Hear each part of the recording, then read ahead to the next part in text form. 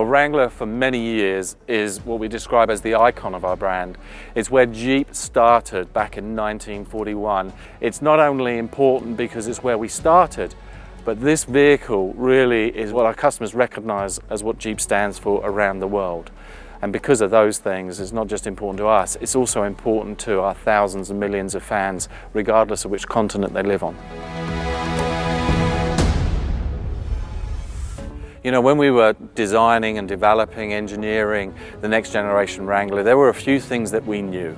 Number one, we had to be absolutely authentic to what Wrangler stands for, and that's its capability, its versatility, it's really that whole sense of being able to do more tomorrow than you've done today, and we knew that, and our fans had told us that we had to stay true to that.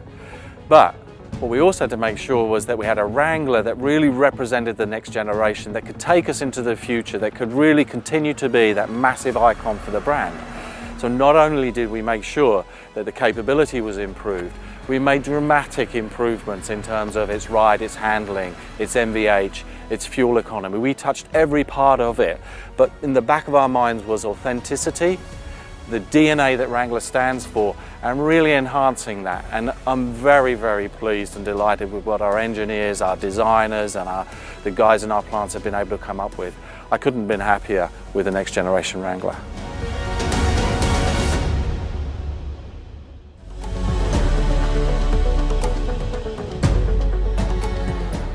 When we approach the Wrangler, because it's such an icon, the main design differences between the previous model and this one won't be apparent really even from a distance. It still cuts the same silhouette, and it always should. It's a large box with a nose on it. The doghouse, the front end, which is always pinched with the round headlights. That is so key to being a Jeep. The design inspiration, honestly, was the CJ5, CJ7 series.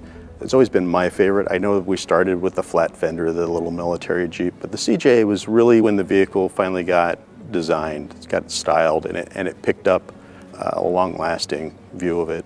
What we did with the grille, honestly, was to get it much more historically connected. The hood goes out much more level than before, and the grille is much more stood up. It's not laid back anymore.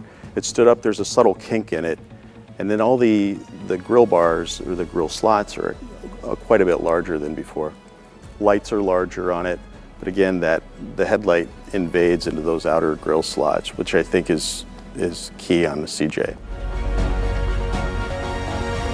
Top goals to accomplish: cast a wider net, so we know that we have different customers than we even had 5-10 years ago, but to satisfy those customers. So we tried to incorporate a lot of customer feedback into the vehicle, but keep what's really special about it. Doors still come off, roof still comes off.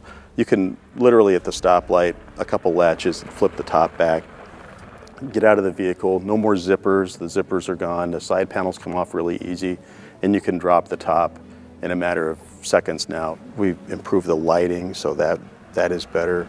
A lot of small details on the vehicle. We increased the rear visibility a huge amount by moving the tire down a little bit and opening up the back window as much as we could.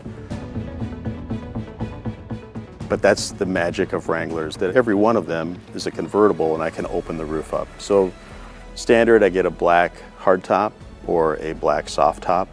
I can upgrade to a body color hardtop with removable panels. Now that the vehicle has an integrated sport bar that's connected all the way through the A-pillar, we were able now to make the windshield easily deployable or fold it down. It's just a whole different feeling you can't get from any other vehicle.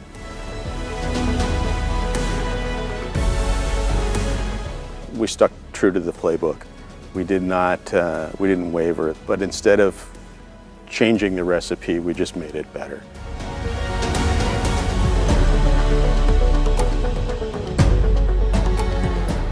Our goals when designing the Wrangler were to create an all-new interior design that builds on Jeep's legendary heritage. We wanted to make sure that it was all new, with the latest comfort and conveniences, infotainment, and storage options. We started the design looking towards the past, so that we were influenced by the vehicles that came before. So the overall horizontality of the instrument panel, that's from the original CJs. The top pad brow and all the trapezoidal elements, that's more from the YJs. The Wrangler loyalist is going to look at the interior and say, oh, okay, I get it. But for the new customers, I mean, you're going to have all the new technology. Then the rest of the language is very technical and precise and futuristic, and the color and materials follow suit as well. The price class walk is really based on the diversity of our customer, how different they are. Sahara is a much more premium environment. The mid-bolsters, again, are painted, but they're painted with a high gloss grill silver. The metal accents on the steering wheel, on the vent trim rings and the shifters, it's all real metal plating, so it's cold to the touch. When you option up to leather seats on Sahara, the interior transforms yet again, and those mid-bolsters that are painted are replaced with premium luxury vinyl wrapping with decorative accent stitching and light tungsten. Rubicon is somewhere in between. It's authentic like the Sport, but it's a lot more fun. Here you have the optional radical red anodized mid-bolsters. That's just a fun pop of color. All price classes you can get with our traditional black or heritage tan cloth interior as well. I like to think about the storage on the interior like a tackle box. The vehicle isn't any bigger.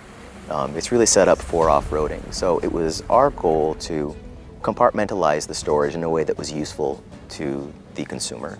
So whether you're on the trail or on the highway, passenger comfort is very important. So we made a lot of upgrades ergonomically and in terms of some of the conveniences. Ergonomically, we've raised the entire center console up higher in vehicle so that the shifters and your cup holders are closer to the occupants. And taken the grab handle on the instrument panel and lowered that as well, so it's closer to smaller occupants. We've also taken the armrests on the doors and extended them all the way forward so that you can now finally lay your arm out straight. There isn't a millimeter on this interior that's carryover from the old one. It's all designed for this customer. And I hope they care about it the same way that we do.